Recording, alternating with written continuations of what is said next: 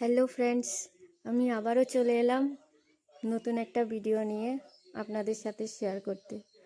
তো আপনারা ভিডিওতে দেখতে পাচ্ছেন মা কাল রাতে চিকেন কারি বানিয়েছিল। তো তার জন্য কি কি দেওয়া হয়েছে মশলা হিসেবে, কি কি ইউজ করা হয়েছে, তো আপনারা দেখে নিন একবার। আমি বলা তো প্রথমেই মা ব্যবহার করেছে মশলা হিসেবে রসুন, আদা, পেঁয়াজ, মরিচের পেস্ট, তারপরে দিয়ে দিল টুকরো করা আলু, তারপর জিরের গুঁড়ো, ধনের গুঁড়ো, তারপর নুন, তেল দিয়ে ভালো করে ম্যারিনেট করে সেটাকে রেখে দিয়েছে আধ ঘন্টার জন্য। এর পরের প্রসেসগুলো আপনারা নিজেরা দেখে নিন আস্তে আস্তে করে।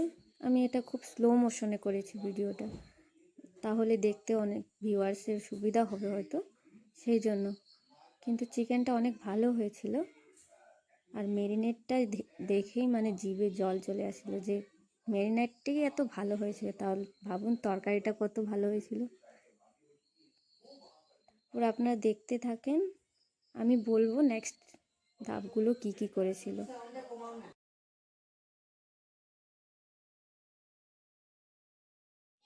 এখন মা কড়াইয়ে তেল দিয়ে মায়ের হাতের শুরু করে দিয়েছিল জাদু।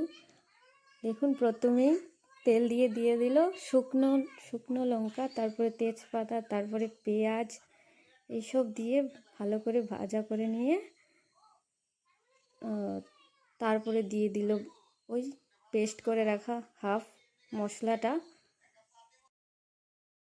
আর এই মশলাটাও ভালোভাবে ভাজা করে নিল। তারপর দিয়ে দিল ওই ম্যারিনেট করা মাংসটা, এটাও ভালো করে ভাজা করে নিল। তারপরে 10 মিনিটের জন্য মাংসটা ঢেকে দিয়েছিল, কারণ ঢেকে দিলে যে সেটার গন্ধটা হয় সেটা ভালো থাকে। ঢেকে না দিলে, এটা আপনারাও জানেন, কারণ আপনারাও হয়তো এভাবে অনেকেই খান। এরপর মা ঢাকনাটা তুলে কিছুক্ষণের জন্য নাড়িয়ে নিয়েছিল আলতো করে। এরপর ভালোভাবে নাড়িয়ে নিয়ে সেটাকে 10 মিনিটের জন্য কষিয়ে নিয়েছিল মাংসটা, ঢাকা দিয়ে হাই ফ্লেমে রেখে মাংসটা কষিয়ে নিয়েছিল।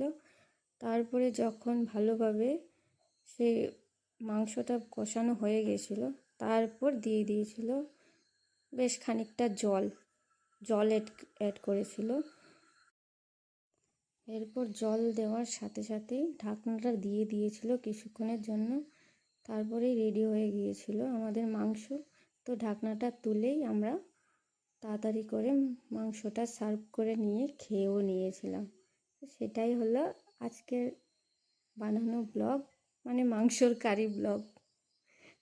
এটাই আজকে এতটুকুই থাক। যদি আপনাদের এই ভিডিওটা ভালো লেগে থাকে তাহলে আমাকে সাপোর্ট করবেন সাবস্ক্রাইবের মাধ্যমে, এবং যদি চিকেন কারিটা ভালো লেগে থাকে তাহলে লাইক এবং শেয়ার করে নিয়ে সাপোর্ট করবেন আমাকে।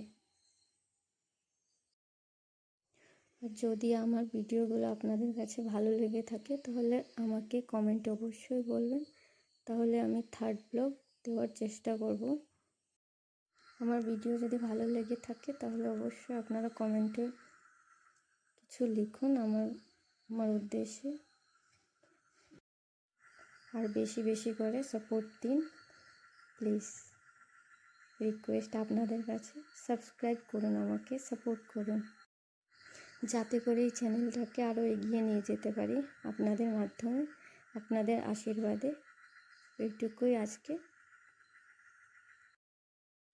নেক্সট ভিডিও নিয়ে আবার দেখা হবে আপনাদের সাথে।